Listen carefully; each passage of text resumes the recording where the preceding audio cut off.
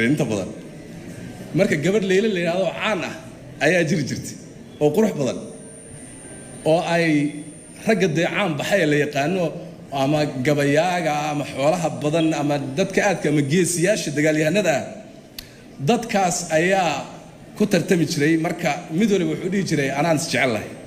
anay wada anaan isku cindanay mid waliba taas oran jiray marka gabadhuna inta midna uma socoto mid waliba iska sheegtaa marka nin mutanabbi la yiraahdo oo gabaya ayaa gabay ka tiriyay gabaygiisa marka waxa kamid ah kullun yad'i waslan bi Layla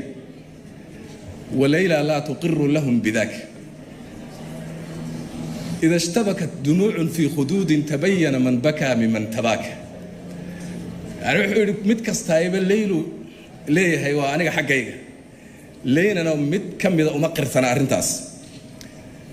مرك قاركود شعيلك ولا لا وياي وحوري مرك أي وهنت إسكو دران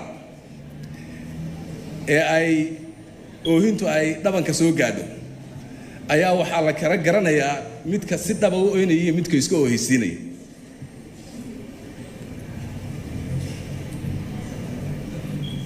ما